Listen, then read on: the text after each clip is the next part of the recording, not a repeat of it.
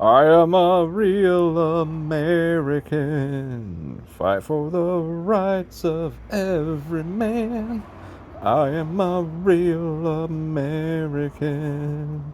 Fight for what's right. Fight for your life. The Chicago way. Bang, bang. Gunfire. Face of the screen again, fellow slaves. Um, and, whatever you want to call yourselves or identify as, that's fine.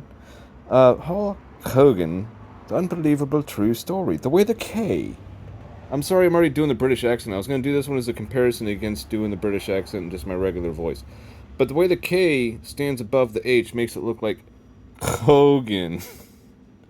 So you're going to hear me pronounce it as Hulk Hogan. Hogan. Hulk Hogan. But we're going to go back to the one I just did. Because I just did this one. I mean, this one cannot be a cold read now because I already did the original cold read. So the jokes I made off the cuff at that point, I don't even know if I have the same jokes in the chamber right now. But anyway, you got Vince McMahon Jr. You got Senor Precious there. Corporate Titan. That is not Vince McMahon.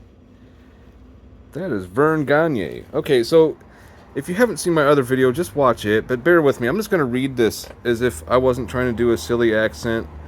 I'm holding my phone here, and I'm actually reading the screen. I'm not even actually reading this fine publication from, again, not brought to you by, but I bought this, and, I hope these guys don't mind that I'm promoting them a little bit by making silly videos. Globe/A360 Media Specials. So you got like almost 3 more months to go pick one up. They're $14. I couldn't resist it though. I just wanted to learn more about the Hulkster. I mean, I could have... See, the thing is, I could easily go on Wikipedia and probably... Or anything. There's a lot of other sources of people, like nerd forums, like wrestling nerd forums. I'm sorry to call you guys nerds, but the nerdishness of some wrestling fans is rivals people that are into guns. It rivals people that are into like really deeply into like history reenactment. Like war reenactors or anyway, the sky's the limit, man. Well, the sky's the limit. It's actually not because the fucking pilots are nerds too, man. People that are enthusiastic about aircraft. Man, I digress. I'm showing you too much of Gagne here, man. Well, it's not gay if you're not aroused. So, I mean, you got this guy here. Got his head shaved by Mr. President Donald Trump that time. I recommend watching that video if you like. It was funny. It was really funny. The Battle of the Billionaires on YouTube. It's about a 10-minute video in which Trump had a champion and Mr. McMahon had a champion. I think they each had 2 champions. I can't remember. But it was funny. At the time they were shaving his head, halfway through, he's just screaming out, "Stop! It's like we're already halfway done. You gotta shave it all now, Vince. You gotta shave it all now." It was all planned. Anyway, let's actually read this.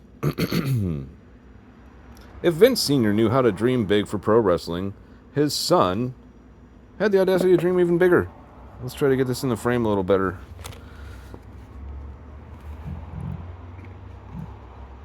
Quote, "I was a good guy," Hogan wrote, "whether I liked it or not," unquote. Vern Gagne, the owner of the AWA, knew he had to do something. So by the end of July, in Hogan's first season on the circuit, Gagne had Hogan turn back into a babyface, in the parlance of wrestling, a good guy. Hogan quickly became the AWA's top draw. He even earned a series of title matches against AWA star Nick Bockwinkel. Gagne drew the feud out by finding new and inventive ways for Hogan to lose, including having him win, only to later reverse the victory on a technicality. That not only riled up Hogan's legion of fans, it also made them root for him even harder. Now keep in mind that I'm doing this very well right now compared to the way I did it with the silly accent, but this is not the first time I've read this at this point. When I was doing the accent, I was the cold read. That's what's supposed to make that fun.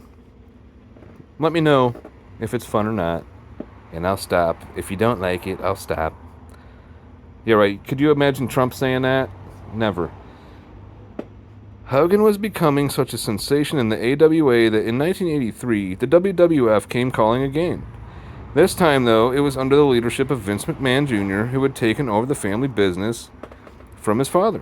If Vince Sr. knew how to dream big for pro wrestling, his son had the audacity to dream even bigger. That was the headline anyway. Envisioning a worldwide entertainment powerhouse. Watching Hogan's popularity rise and lift the rival AWA with it, McMahon decided that Hulk Hogan was the wrestler around which he could build his empire.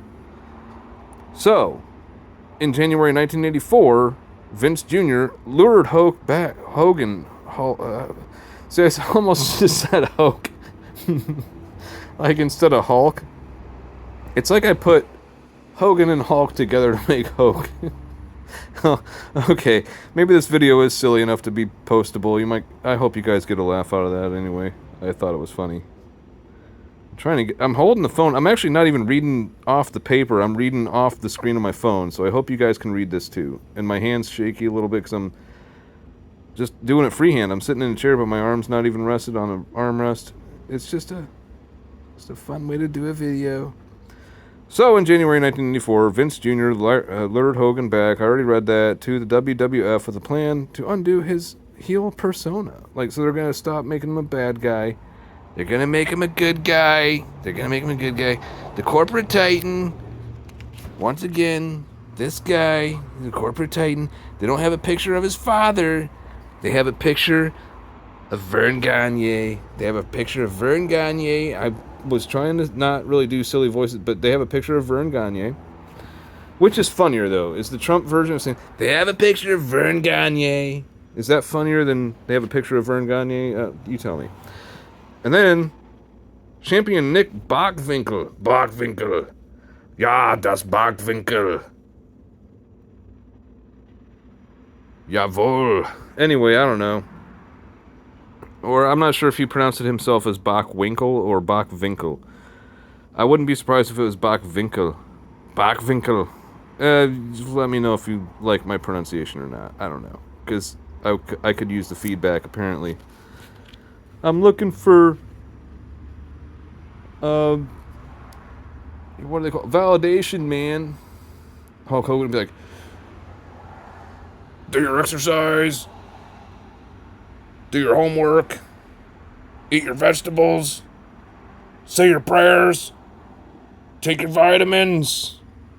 And don't forget to face to the screen. Or actually, don't remember to face to the screen is what he would have said. Damn it, I fucked it up. That's my new tagline.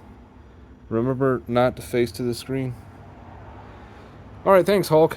That was pretty cool. I'm glad you authorized this once again from these guys. Once again, not sponsored by these guys. I'm not making a penny off this.